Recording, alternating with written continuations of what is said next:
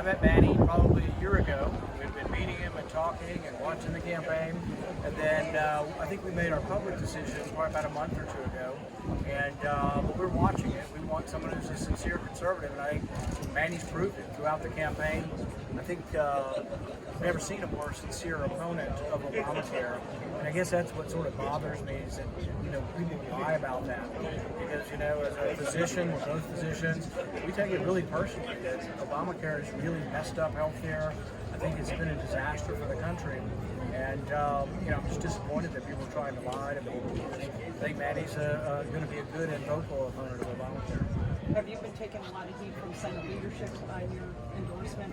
Or do people perceive it as you bucking President Trump when you seem to be a strong supporter? Not really. President Trump and I are very close, and I think President Trump's going to really like Manny. And the night Manny wins, I'll be on the phone with the president. I guarantee the president will be calling to congratulate Manny. He knows Manny's going to be a good supporter. And I think really more is made of that because I think it happened before Manny really got going in the campaign, and they didn't think there was much going on. No, I think Manny's going to be a great supporter of the president. I'm a good supporter of the president. Dr. Manny, what does it mean to you to have Senator Paul's endorsement? It's incredible, and I'm so grateful that he would take the time. Senator Paul's been a role model of mine, someone I've really always looked up to.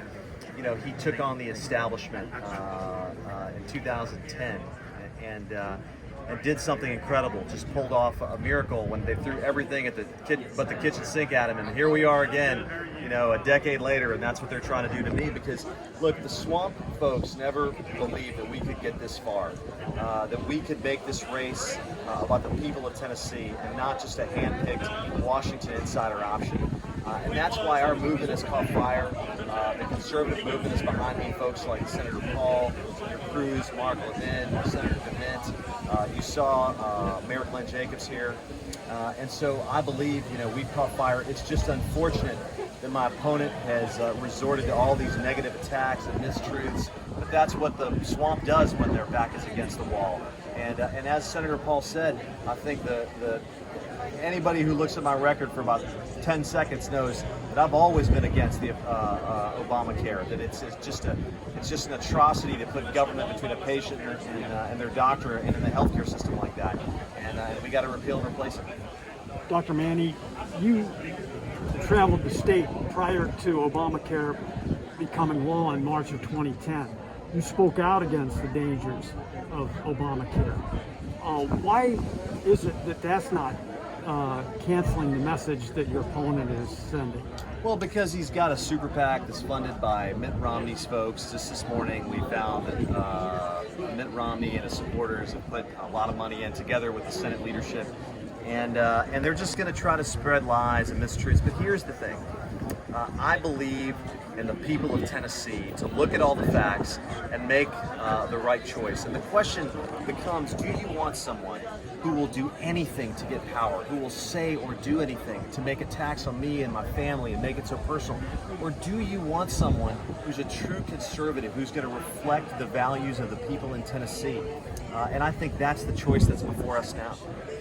On Friday morning, how do we begin to heal the negativity that's come from the race? Well, I think it's very unfortunate how negative my opponent has gotten, and all of these accusations and mistruths. He's just getting bad advice from whoever his campaign people are.